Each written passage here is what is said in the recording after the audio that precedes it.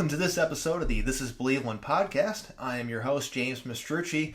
I'm joined by Jordan Cohen as we're talking Browns again. There's been so much Browns-related content coming out this past week, mainly from one outlet, but we're going to get into that. But how are you doing today, Jordan? I am doing really well. It does. I mentioned this last week, but it's starting to feel like we're getting into football season, which is really exciting. Yeah, really exciting. Especially, how are you? I'm doing great, especially when they come out with lists and stuff, and we can get talking about that in a little bit. But it really gets everything going. Gets you feel like football season's coming. It's coming. Yeah, and like even if I disagree with the list like completely, which I'm not saying I do or I don't, but I do. But like it's just amazing that like it's just fun, right? It's like I disagree completely, but I'm thinking about football. Yeah, it just kind of gets you that little taste because it's still the summer. Football's still a little bit away. NBA finals are coming up. Stanley Cup playoffs are going on. Baseball season's in the middle of the thing. Just that little taste of football, just kind of a little sprinkle, like, hey, yeah, remember football? We're still here. Right, it's coming. It's like all right, keep it in the back of my mind, but it's coming. Yeah, and we're going to start off with two of the things we're going to be discussing. I guess all three of them are going to be related to Pro Football Focus in one way or another. But we'll start off with the most egregious list here, and that was the best offensive play callers according to Eric Eager at Pro Football Focus, and. Ooh, this list is certainly something, and I went off on a long, lengthy article about breaking this down and why it's wrong. Which anybody that's listening to this podcast should read, because it was really, honestly, really, really great. Well, thank you. But I was looking at this. First thing that caught my eye was Matt LaFleur being number one. I'm like, okay, we're starting off crazy. Where are we going now? Right. Yeah. I don't get. Here's my thing with Matt LaFleur. Could he be a very good offensive play caller? Yes, of course he could be a really good offensive play caller. Could he also have the best quarterback of a generation on his team, and that makes his plays look better? Yes. And where I refer to this is the PFF Forecast podcast, which, like, to be fair, does do they defend this. And they acknowledge the criticisms of it. And with LaFleur, they make these two arguments. One is that the past few years, Aaron Rodgers has been like a slightly above average quarterback, but nothing beyond that. And second, they also do acknowledge that like with these really great quarterbacks, they have a bigger say in the offense than we're able to measure, right? Like they do play calling, we just have no way of measuring that. But like to me, then it's kind of like, well, okay, conceivably, hear me out.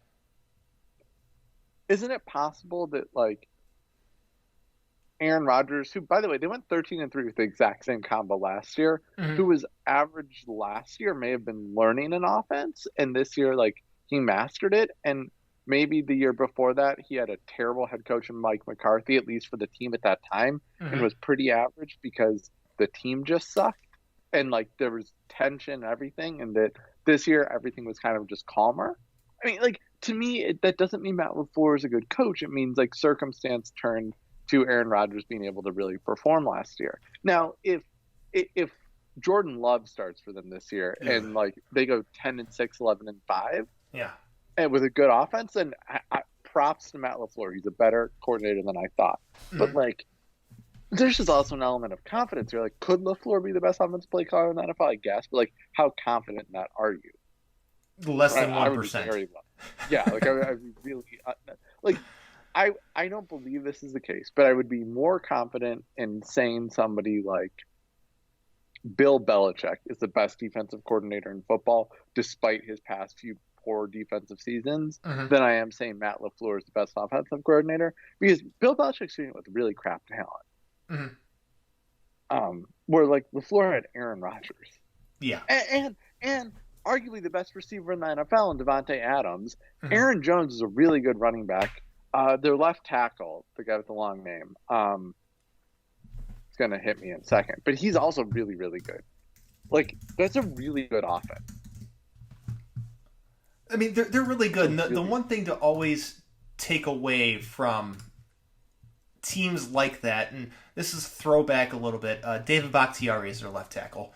Yeah, Bakhtiari, he's really good. But it's something that I always take it back to back in the day when it was Peyton Manning with the Colts.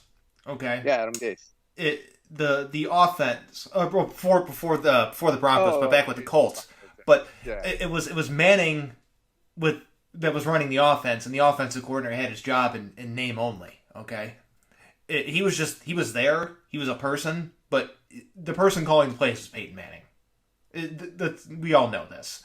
And so when it comes down to players of that caliber or of that, tier, those elite guys, so someone like a Brady, someone like a Rodgers, someone like a Peyton Manning, you have to realize, at least from my perspective, that there's a very good chance that the reason why this offense works is because of that quarterback and all the changes they're making at the line of scrimmage and little adjustments and hot routes and audibles.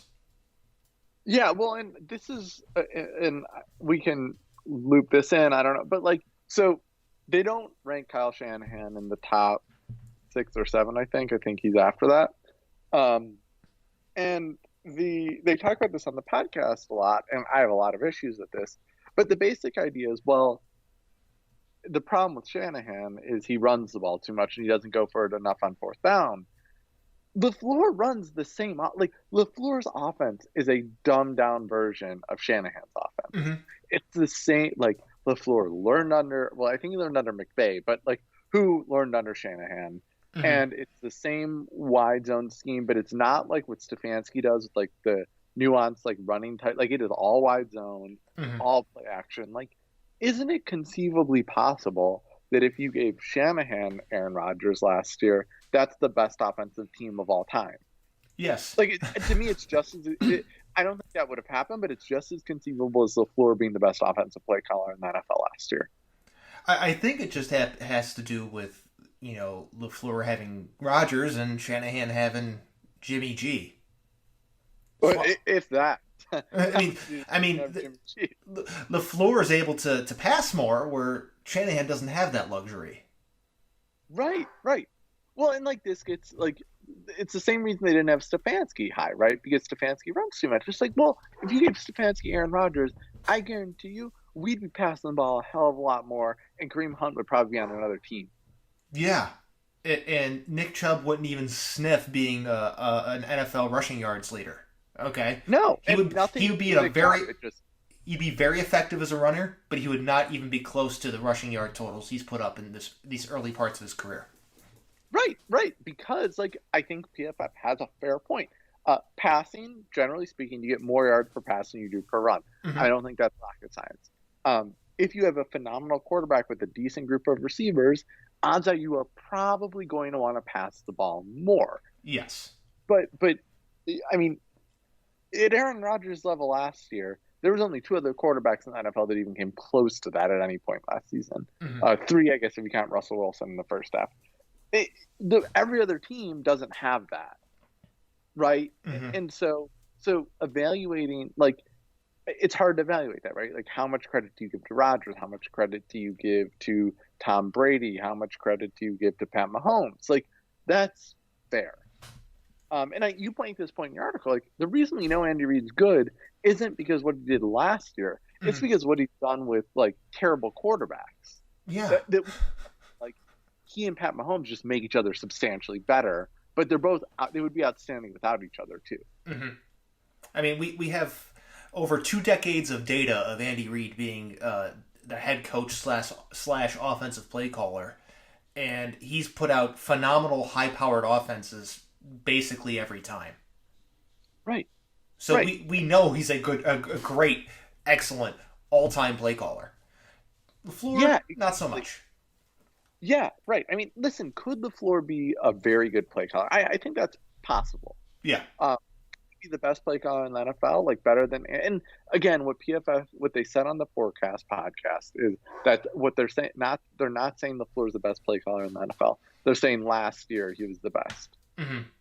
I just don't, or he was the best at getting the most out of the talent at his disposal. I just don't I mean, even looking at this list, I think Dable, Josh Allen, I know you were higher on him than I was coming out, but 2 years ago, Josh Allen was a good quarterback. He wasn't a great quarterback. Mm-hmm. Last year, he was phenomenal. Like, Yeah. if you ask me to pick a quarterback to build my team around for the next 20 years, I'm picking Pat Mahomes. Number 2 is probably Josh Allen. Yeah. So Dable gets credit there. Like, Dable gets credit there because Josh Allen improved significantly. Yes. Absolutely, especially considering how raw he was coming in and how you knew he was a project from the moment that they drafted him, where, hey, this is going to take a minute, but he's got the tools. We just got to refine him, harness him, make sure he gets the most out of his skill set, and that's what they've done. Yeah, and again, like Andy Reid, like I would take a lot of, like, if you asked me for the next 20 years, I'd have the same offensive coordinator and that they wouldn't die or like, no, like how, like they would be good. They would be them for 20 years. I am ranking Dable. I am ranking Reed. I am ranking Dable, Reed, probably Shanahan, Stefanski, McVay. Yeah. All just straight ahead off the top of my head over LaFleur. Mm-hmm. Absolutely. Straight up. Like, no question to me, those guys. And then, like, even guys like Byron Leftwich and Joe Brady who are on their list, I think you could. And Byron Leftwich, it's hard because, he has that, what's his name? That Tom. He's a pretty good quarterback. I think he's been around for a while. I think he has some hardware. I'm not sure though. Yeah, he has that guy on his team. And then the head coach he works under is one of the best offensive play calling head coaches in the past 20 years. Yeah. So like it's hard for me to say Byron Leftwich like I would take, and like I don't buy the Joe Brady hype as much as a lot of people. I think he's a great floor raiser from his play calling last year. Like I have friends that are really big Panthers fans. So I watch a lot of Panthers. Yeah. He's a floor raiser. For sure he's a floor raiser. He does not feel like a ceiling coach to me. Okay. Like he seems like a guy you bring in when you're rebuilding to call your offensive plays, to get your team to like a good level, and then eventually you replace him with somebody else. They're kind of in that zone in their team building process. So I guess he works out perfectly fine. I mean, you bring Sam Darnold into the mix. You know how I don't really like Sam Darnold all that much, so this will be kind of a challenge for Joe Brady to see just how good of a play caller and coach that he is, or what he's able to do for Carolina. But I think the biggest challenge he'll have was to actually make Sam Darnold not suck, okay? Because he's terrible. I mean, I was lower on Sam Darnold than any other quarterback in the NFL or in that draft. Like and I've said this on here before. To me, my number one was I think I was like a number one Baker fan. Yeah. Number 2 was Josh Allen. Number 3 was Lamar Jackson. And then who else went? Josh Rosen. Rosen was 4. Darnold was 5 for me. I really, really did not like Sam Darnold. He had like none of his college numbers suggested a good NFL quarterback. And like everybody's like, well, watch him play. But like if I'm watching for moxie, pretty much every other one of those quarterbacks I'd rather have anyways. Mm-hmm. So I never got the Darnold hype. So yeah, I agree. I think Brady has a big challenge on his hand next year. I don't know that Darnold ends the season as their starter. To be honest I agree with you because I don't know what their direction is in Carolina. I definitely feel they'll be in the market for a quarterback next draft because I mean they're taking the gamble on Darnold. You know what? And you know what? Good for them. They're a team kind of. They're not going to win their division. That's very obvious. Okay, right. It's a smart gamble. They're not gonna probably sniff the playoffs. So right. You take a gamble on a quarterback another team has ruined, essentially, the Jets. They have a talent for doing that.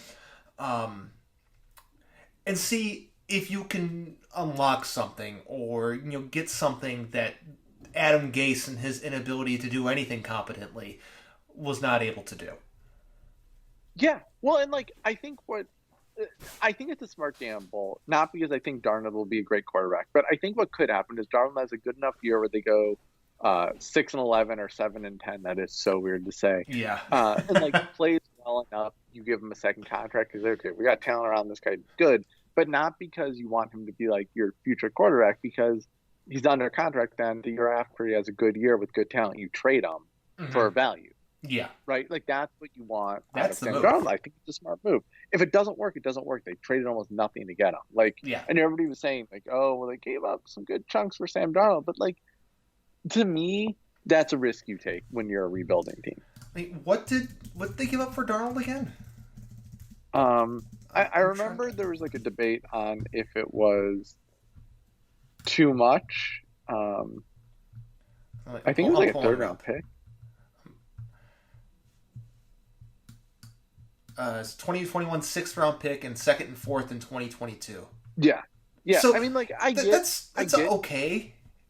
Like here's the reality: if Darnold looks good, you re-sign him. You're going to trade him for substantially more than that, anyways. Mm-hmm. You are, or if he looks really good, which I don't think he'll happen, but if he looks really, really good, then you'll be laughing at the Jets, right? Yeah. Like I don't. And I think Brady's great for that. I really do think Brady's going to make Darnold look like a feasible quarterback that probably gets traded in 2 years when they draft somebody.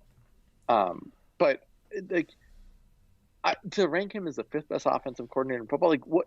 Even last year, like PFF always says correctly that 17 games is not a lot of data to go off of, right? That there's a lot of variance with 17 games, which is why things like one-score games are unsticky, which is like PFF's point in valuing teams and offensive play callers that win by more than one score.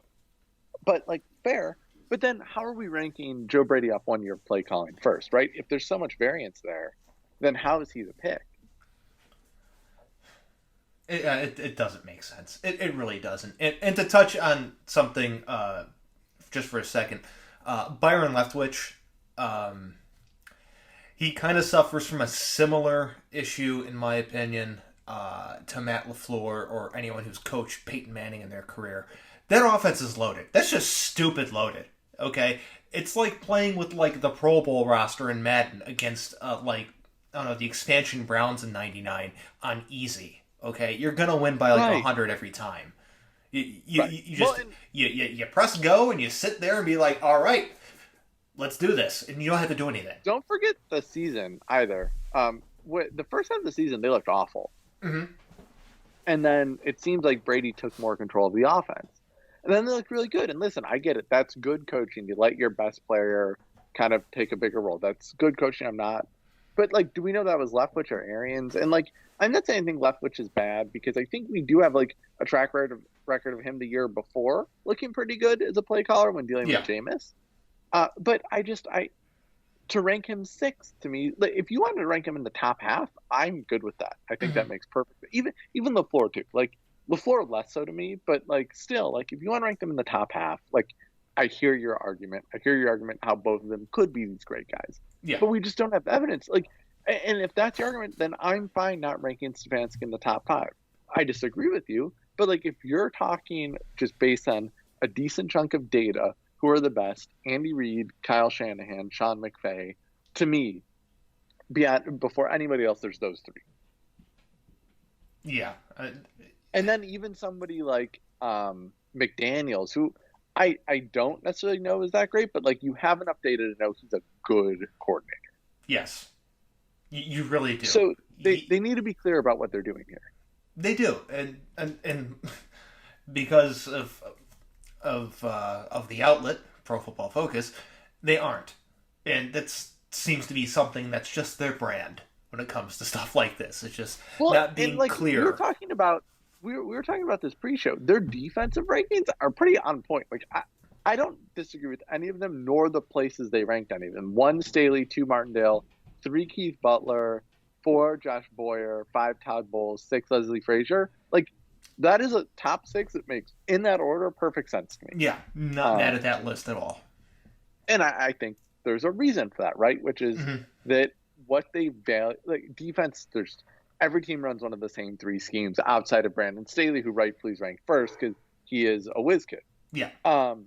But every other team runs one of 3 schemes. And I feel like they did a pretty good job. Like, it's pretty simple. There's very little you can do, right? It's basically looking at, like, okay, what would you expect an offense to gain on these plays versus what they gain? And that's fine. It makes sense to me.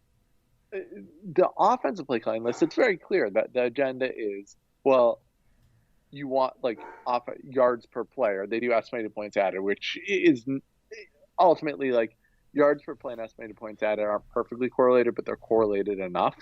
Yeah. Where it's like, well, yeah, because then teams that pass more are going to be coordinators that pass more are going to be ranked higher. And you can say, well, LaFleur ran the setup play action a lot. Well, yeah, and because Aaron Rodgers was his quarterback, there was like two guys in the box. So Aaron Jones just like had open space to run into. And then he passed a lot because he had Aaron Rodgers. And I mean, honestly, I don't understand how Stefanski wins head coach of the year and basically off his offensive play calling and is not top 6. Because like, let's be clear, this offensive line, I know they added Jed Wills and Conklin. Right, Conklin. Thank you. The summer between, but like it was like the worst offensive line in football. Stefanski comes in, it's all of a sudden the best offensive line in football, and the offense that ranked like 28th or 29th in the NFL all of a sudden becomes like second or third. Like I don't know. Like to me, that speaks well of Stefanski. That's something that McVay's done, that Shanahan's done. That Reed does, like it's his job because it is his job. That Dable's done, like those guys to me, using that metric, and maybe their metric's better than mine, but to me that's how I would measure it. Like, what does this offense look like without this guy? I mean, we have a pretty decent idea of what the Browns' offense looks without Kevin Stefanski. We saw it the year before. The offense really didn't change that much except for the addition of Wills and Conklin, and it was a goddamn dumpster fire the year before. Yeah, and they also had OBJ for an entire year the year before. So like, they passed more. and they passed more. Yeah, right. So, yeah, shocked, just stunned. We got to do another pod on how that works. And Stefanski comes in, and all of a sudden the offense looks better. I'm putting my money on that's Kevin Stefanski.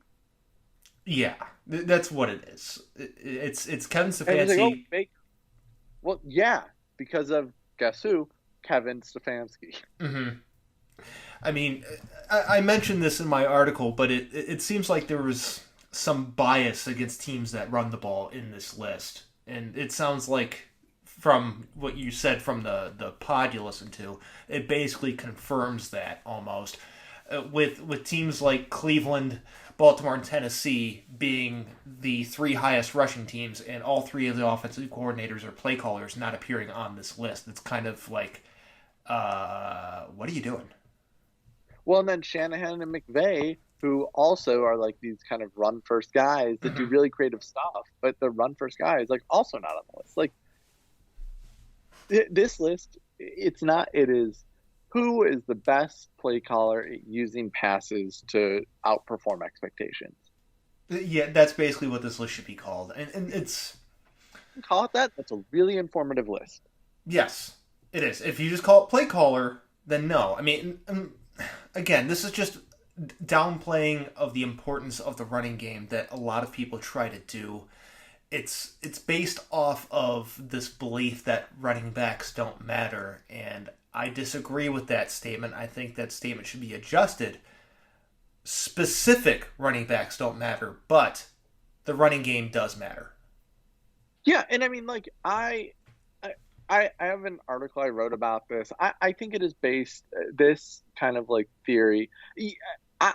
Do I agree that you could basically replace any running back with another one and get the same production?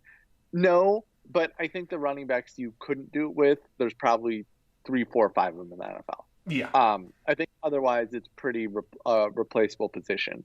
But the idea that the running game doesn't matter for places like PFF is based on, I mean, a variety of metrics, but that are all like these estimated points added metrics. And the metrics are not mathematically bad, but there's a mathematical bias. And like I do statistics for my job. Like on a daily basis, I do analytics.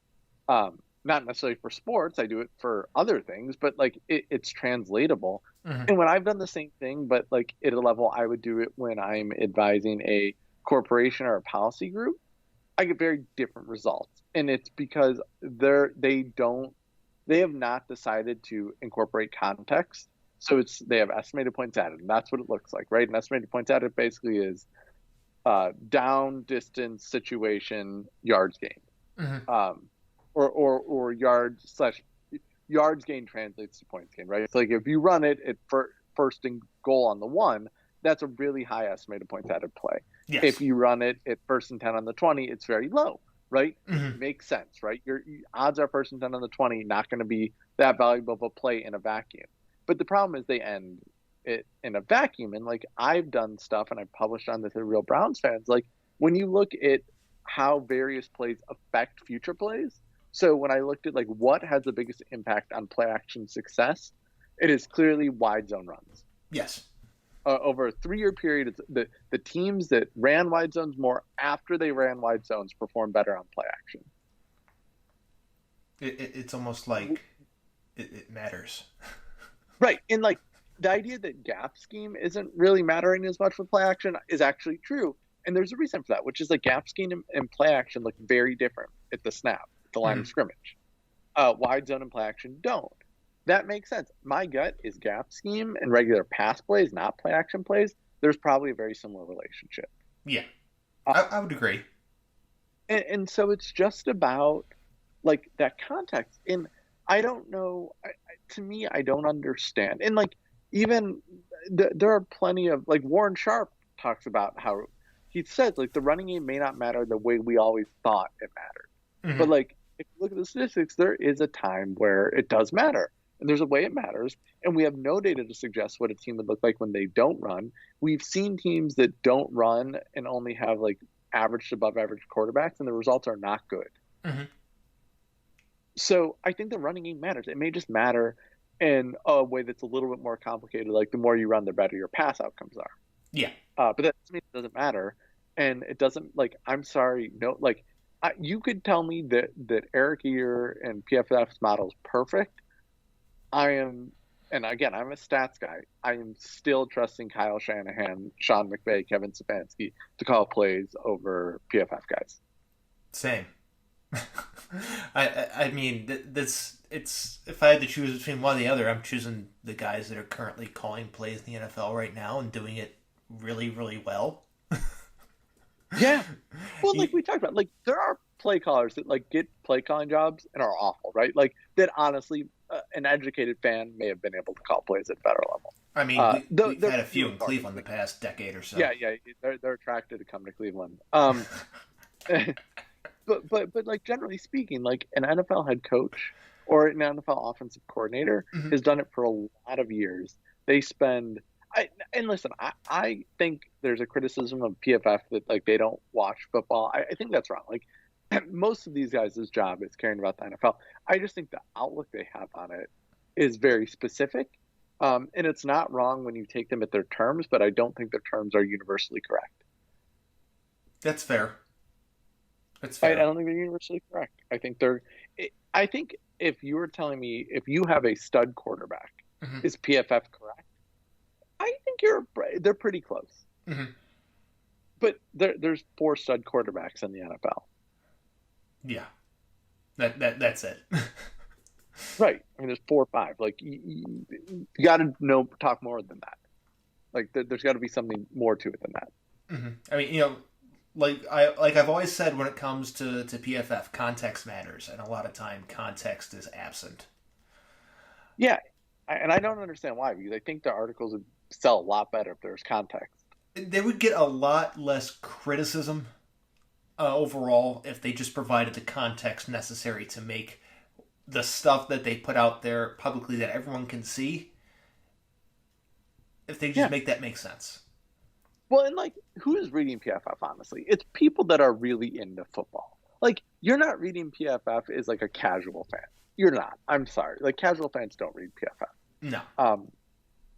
So, like, to me, it wouldn't actually hurt them to include that context. Like, they did on the podcast today. Like, to credit them, like, they did put context of this list on the podcast today. But, like, just put that in the article. Yeah, or the graphic. The one graphic that gets posted. Yeah. just like it's fine. Like the fans that read your site are not going to turn away because you have context. Like they're not. Like you have readers for a reason, and it's that like regardless if people agree or disagree with you, you're provocative enough with enough information that it starts a discussion. So you can put context there. Like it's fine. It's not going to ruin your brand. Yeah, it's just part of the package that is frustrating with PFF. But before we go on to another PFF topic, everybody strap in for that. One last coach that we didn't touch on yet, Jon Gruden. And let me say, I had the most fun typing up this paragraph in my piece talking about Jon Gruden. He's someone. Oakland Raiders owner Jon Gruden. By the way, get it right. Oh man, I'll read my favorite sequence here. Gruden is a coach who has a strong affinity for what he doesn't have on his roster and grows tired of what he actually has. Gruden is a guy who is in a casino playing a slot machine who loses $20 pretty quickly and sees someone else win big on a different machine. Thinking he can duplicate that success, he moves to that machine only to lose more money even though he made the change he desperately wanted to. That is the Jon Gruden experience, by the way. Yeah, I think that's perfect. I think that's perfect. That's exactly what he is. And like, I'm not saying Jon Gruden's a bad offensive coordinator. I thought when they played the Browns, Jon Gruden outcoached Kevin Stefanski. Yeah, he did. He had a great game. Great game. But like, I just don't. And again, on the podcast, they provide context, which is like they rank Oakland as having very little talent on offense beyond a tight end and a good running back. Again, fair. I pretty much agree with that.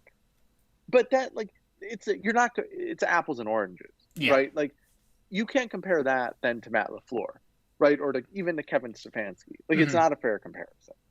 No, and it's not an accurate. It shouldn't be the same list. To me, like it shouldn't be the same list. No, it really shouldn't. I mean,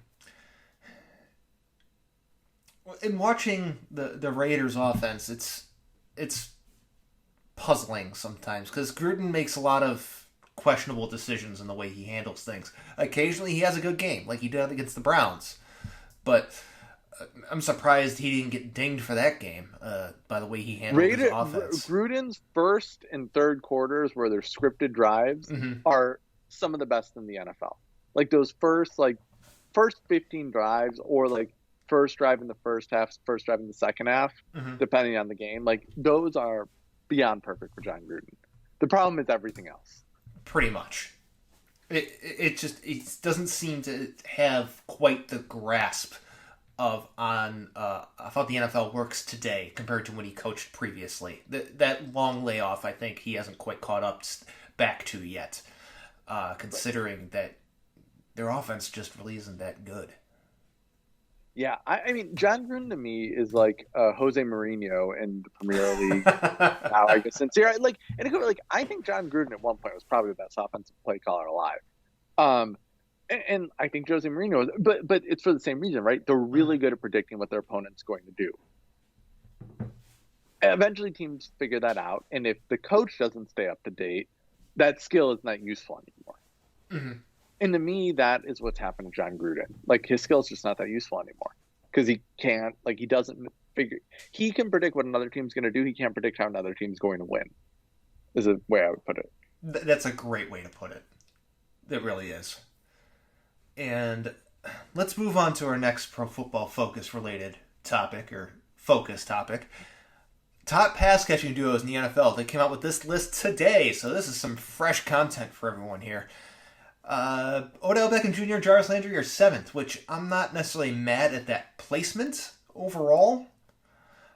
However, there are two entries on this list that I disagree with. That would be Julio Jones and A.J. Brown at number 2, and Calvin Ridley and Kyle Pitts at number 9. The fact that that duo is even on the list is astounding to me, because Calvin Ridley's fine, and Kyle Pitts hasn't played a snap in the NFL yet. And as far as Julio Jones and A.J. Brown are concerned, we don't know how that dynamic's going to work. Well, at number 3, Adam Thielen and Justin Jefferson. Justin Jefferson had a great rookie year. Adam Thielen is consistent. I mean, Thielen to me is like not dissimilar to Jarvis, and that you know what you're getting from them every game of every year. Yeah. They don't have bad games. but like Justin Jefferson was a rookie, man. Like teams are going to scheme him out next year. Yeah, I wouldn't be opposed to him appearing on the list, but 3 just seems high.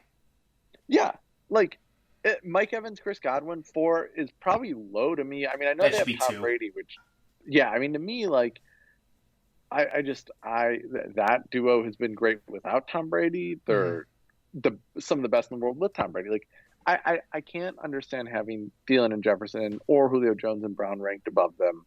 And again, like this list to me, more than the offensive play caller list, is like opinion based. Like it's kind of like, okay, who would you rather have? And that's fine. And I think they couch it that way, unlike with the coaching thing, which is fine. But like DK Metcalf, Tyler Lockett at 6, like I don't know. This is the LaFleur problem for me, right? They have Russell Wilson throwing them the ball. Yes. And we have not seen DK Metcalf or Tyler Lockett without Russell Wilson. No, we haven't. And I just, like, if you're asking me if I just watched them for a game, nothing else, there's a lot of other receivers I'd rather have. And it's not that they're bad. They probably do a lot of little things that I don't notice. But again, 6, like, to me, it just, like, Diggs, Beasley at 5, that's fine. Beckham and Landry at 7, it's fine. I mean, I could see ranking them lower. I could see ranking them higher. PFF is weirdly high on Jarvis Landry, which, trust me, I'm not complaining about. But like again, just as when I think of duo, I think of players that have played together that have chemistry that bends defenses because of that chemistry. Yes. Like Amari Cooper, CeeDee Lamb with the Cowboys. I'm sorry, like we haven't seen that. Like they were not great together last year. No, they really weren't. And I mean, if it was me putting together this list, I would probably take 3, 4, and 5, all of them, move them up one spot, take the Julio Jones, AJ Brown, put them at 5, just because we haven't seen them play together yet. I'd probably leave 6 and 7 only because where they're at, only because DK Metcalf is a physical freak, and you'll never find a receiver better running at a straight line than he is. Okay, that's what he is. Yeah. Tyler Lockett's proven to be a pretty consistent and good receiver. As for Beckham and Landry, we don't really know what their dynamic is, and I wrote something and posted about it today, and the reason why I'm fine with them at 7 is that for their 2 seasons that we've had them in Cleveland, only a year and a half of them actually playing together. But they had their first year was under Freddie Kitchens. Then they were hurt that entire year. Then Beckham got hurt for the second half of the second year. Their offensive style is not necessarily friendly to the passing game. And with Baker Mayfield being what Baker Mayfield is, those numbers aren't that you expect from them, or what we thought we were going to get, are not even close to what actually happened. So the fact that they're at 7, I'm fine with. Yeah, that's fair. I don't have an issue with them at 7. The funny thing is, like, once you hit 8, 9, and 10, like, I would rank Kittle and Samuel. I'd put them at 8. I may rank them. I may have them above Jarvis and Odell. To be honest with you, just because like Kittle is such a Kittle's a physical freak and does it with crappy quarterbacks, and Deebo Samuel is just very difficult to track when he's on the field because he can do so many different things. But although at that point, like, all of a sudden, why is like McCaffrey, although I guess they got rid of what's his face this summer, but they still have like good, like, I don't know. I like Kittle, Samuel. I love Woods and Kupp. I don't know how Woods and Kupp aren't in the top 10. I don't know how they're they should swap out Ridley and Pitts for Woods and Kupp. Yeah, like Woods and Kupp should be there. Or McCaffrey and Robbie Anderson. Yeah, exactly. Yeah, McCaffrey, Robbie Anderson, exactly. Like, that to me is another... Right, it just like... Again, this one list I don't have as much of a problem with because it's not... To me, it's not saying what they're saying with the other lists. Like, the other lists are like, hey, we did some scientific studies and these are the 5 best offensive play callers. Whereas, like, this list is just like, hey, here's our opinion, man. Yeah, they're not trying to, at least not that I'm aware of, it doesn't sound like they're trying to be like, hey, these guys do what we like the most, so here's what we're going to say that they're the best at because it fits our formula, which Right. uh, as I stated in my other article, referred to as remedial analytics. Mhm. Because it is. It really is. It is. Let's be It is. honest here. It is. It's analytics for dummies. I think you referred to it as box score analytics once. Yeah, I mean, listen. If one of my students, so like I also teach a stats class every once in a while. One of my students handed in something like this for a final paper. Mhm. I'd give it an A, like with the math in the background, right? Not Yeah. just like a list, but like actually show that. I give it an A. Like it's for an undergrad level paper, it's great. Mhm. I just like when we're talking about like an organization that says like they do a professional job Mhm. of, and I'm not saying everybody at PFF doesn't, because I think there are a lot of people that write fewer articles at PFF that do, but like Yeah. this stuff, like this, like to me, it's not, it's box score analytics, right? It's like Mhm. undergrad level, like very good for an undergrad level, but like not for somebody that like that tells you like we have PhDs or masters in this stuff, degrees in this stuff, and like you should trust us because we're the experts. Like it's not there. It's not at that level. And when you advertise it as such, it leads to bias.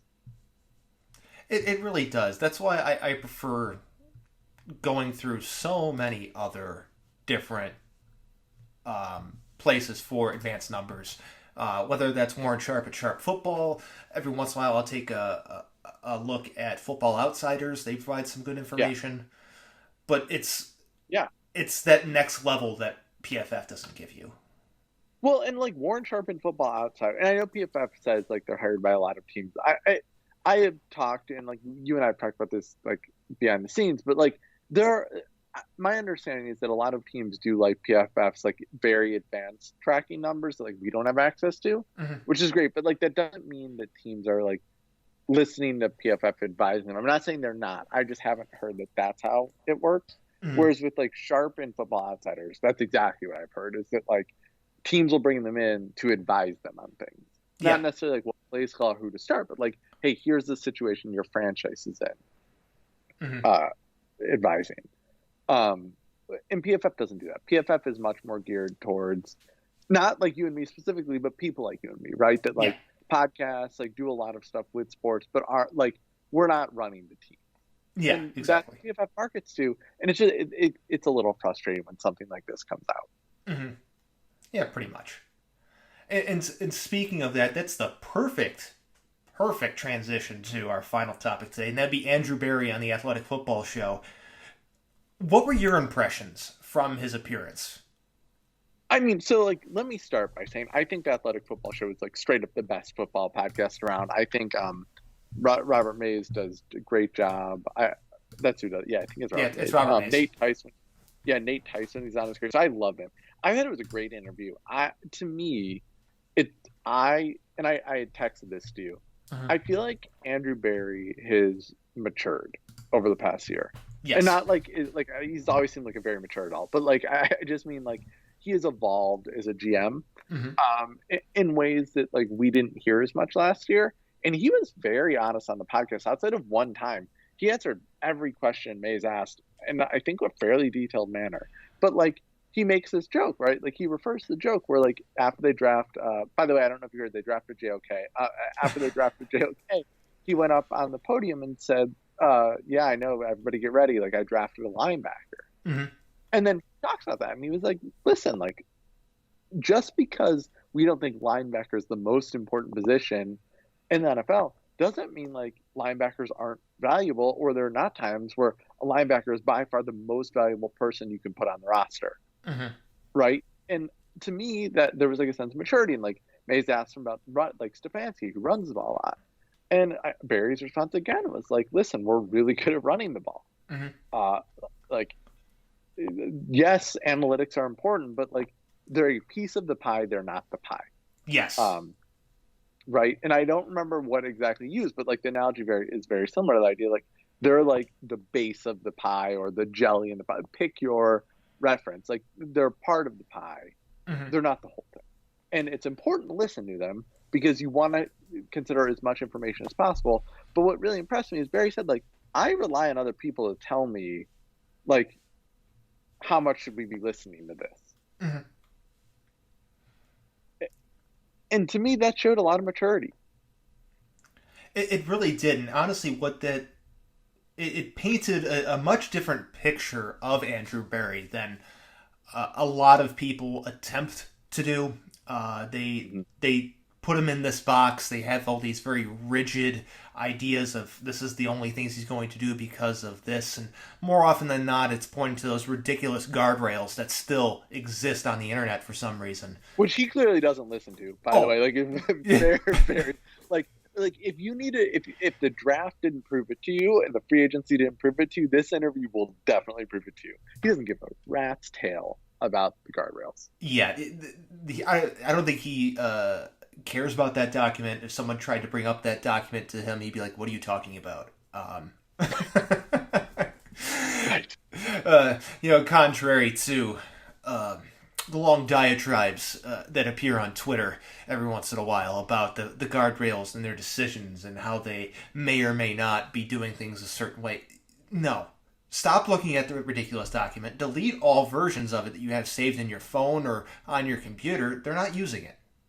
And that's right. what I really took away from Andrew Barry's interview there, is that he's much more flexible with the way he does things than he's portrayed by certain groups of Browns media, pseudo media fans. Well, and like, I mean, you watch Building the Browns. We all watch Building the Browns. They clearly have a very advanced analytics team. And like, this was a debate after the play calling list that happened on Twitter that you and I were talking about, which is that like, if Kevin Stefanski and Andrew Barry, who are like arguably the most advanced analytics team in the NFL in terms of like the surrounding environment they operate in, are running the ball a lot. And a lot on first down and like doing it this certain way and like winning coach of the year. There's probably a reason for that depending on like how you're using the data and like how like accurate and how context inclusive that data is, suggests that's the right decision. And I think that's what they're doing. Like, I think your word context, I think to me, Andrew Barry is a football guy. Kevin Stefanski is a football guy that do the opposite of PFF. Well, not do the opposite of like smart football Twitter, I guess, which is analytics are context to them. Yes. They're not the meat, and it's not that they're not important. I think the Browns have context that a lot of other teams just don't have because of that. Mm-hmm. But they're football guys, right? Like, they are football guys. Like, I know they went to Ivy League schools and are really intelligent. I'm not doubting that, but they're football guys. Yeah. They're very intelligent football guys. And to me, it just really and so you and I have talked about this. I think it is, Andrew Barry is not much older than we are. Mm-hmm. He is going to improve. He is young. He is going to improve. And I think we've seen the serious improvement this year. I think the draft showed it. I think free agency showed it. And I think this interview showed it. Mm-hmm. He has evolved. He has matured at what he thinks matters. And I'm glad you said that word evolve, because I was going to touch on one specific aspect of that interview, and that was with the offense. He mentioned the need to evolve the offense for what they're running. Yes. And I agree with evolving the offense. It's about growing what you're doing, right, which is basically the complete opposite of the overhaul that has been suggested on the internet, that they should change everything that they're doing. He understands what he's doing. It's evolving what they're already doing. You're taking what is basically, let's just say, a main part of a tree, right? Just the main, not the base of the tree, but just the main part of it, and growing branches off to it. And those branches have smaller ones coming off of it. So things look very similar. Things look very alike, but it's just that little change right at the end that makes it a different play. And I think that's very key for what they're going to do. And with how Stefanski runs his offense, that seems more likely to happen than a pass-heavy, run-less offense that is desired by certain sections of people. I think Anthony Schwartz comes in and runs straight down the field 5 times a game. 6 times a game Yeah. is a decoy. Yeah. And then once, twice a game is the main target, whatever. But like that's evolving, right? That is using something you didn't have last year in a limited capacity to change looks you can give defenses. Yes. Right? I think they're going to do. I think the run game is going to evolve. Period. Like I think they will now have trust in Nick Chubb and Kareem Hunt to do different things at different times, to be more creative with their movement. Maybe like we even saw towards the end of the year. Remember, Nick Chubb started being used as a receiver a lot more. Like I think these are the things we're going to start seeing. But it's not going to be overhauled. I think if you would look at both the personnel counts for this coming year and the like run versus pass percentages, my guess is they're eerily similar to this past year. It just, the plays themselves are a little bit different. Yeah, it's not like they made massive additions on the offensive side of the ball like they did on defense.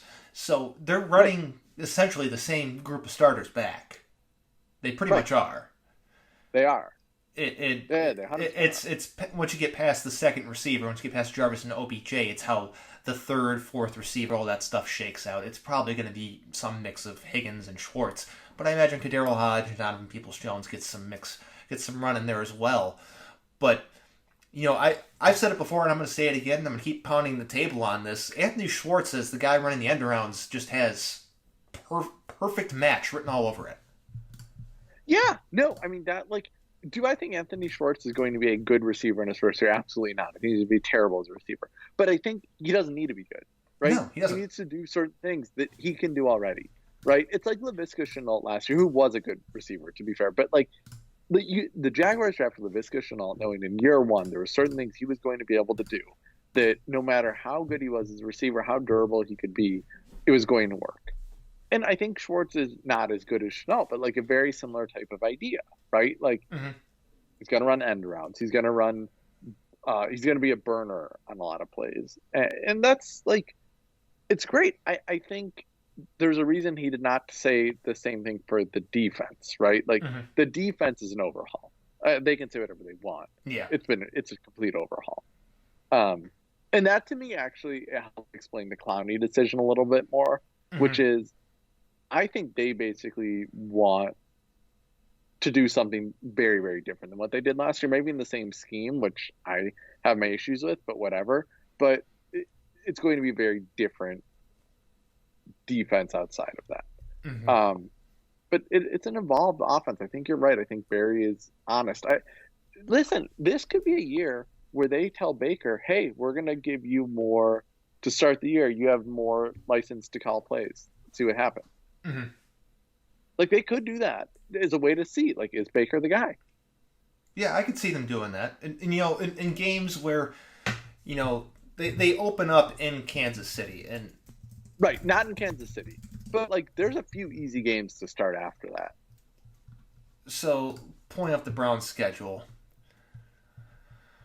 They start at Kansas City, but we got Houston, Chicago, Minnesota. That 3-game stretch with, I think, the Houston, Chicago, those 2 back-to-back ones, they're both at home. I think that is the time to give them that chance before heading out on the road. Right, exactly. Like, let's just see how this works, right? Like, let's see what it looks like. I don't know, man. Like, I think that's where you let Baker maybe be a little bit more adventurous, or even if it's not calling plays, like you run more difficult plays for Baker that Baker needs to be better to run.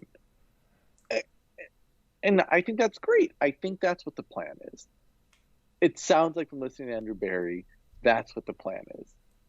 It does not sound we're going all in speed, or like Jarvis is ready to go on his way out. Like, if anything, after listening to that, if I'm Jarvis, I'm pretty comfortable with being a Brown. I'm less so if I'm Odell Beckham. Yeah. That seems to be what I take away from that. For the, is that it seems like Jarvis's spot on the roster seems pretty solid for the long term. With Odell Beckham, that's a different story. That's a much longer story for a different day. Yeah, I mean, like, one of the things he said on the podcast that I thought was just great was this, like, he said, like, Robert, it's very easy from the outside looking in to be like, oh, these are the rules they operate by. Mm-hmm. But he's like, we don't have rules we operate by.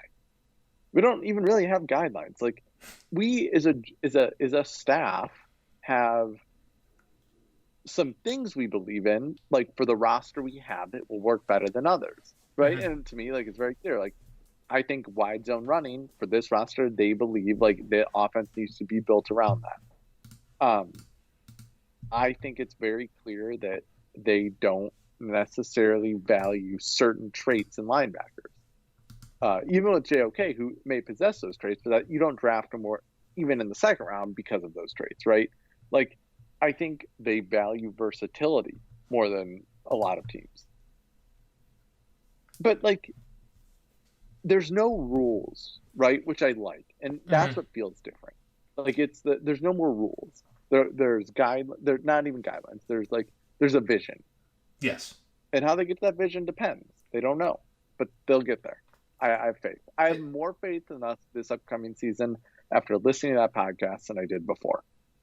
Yeah, same. I really do. I have a lot more confidence in what they're doing. Even though I don't always agree with everything that they do, I have a lot more confidence in their approach and the way that they're doing things. Yeah, the process feels good. It feels much better. And, again, the fact that guardrails doesn't appear to be a thing just makes me all much happier. I totally agree. It's just, we can be done with that conversation. Yeah. We've kicked that dead horse many times. People just need to stop pretending like it's a thing. They really need to. Well, my favorite is, like, after that interview, some of the traditional, the expected faces on Brown's Twitter were like, oh, Andrew Berry's just, it's football speak. Like, they still, this stuff is still important. Look at what they've done on the roster. And it's like, I don't know if you listened to the same interview I just did, because, nothing Andrew Berry said was football speak. No, it wasn't. He was weirdly honest, like weirdly honest. Yeah, he was much more open and much more honest than I expected him to be. Yeah, unlike another another Cleveland GM.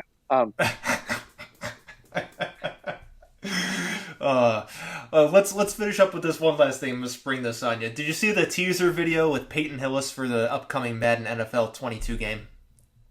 Yes.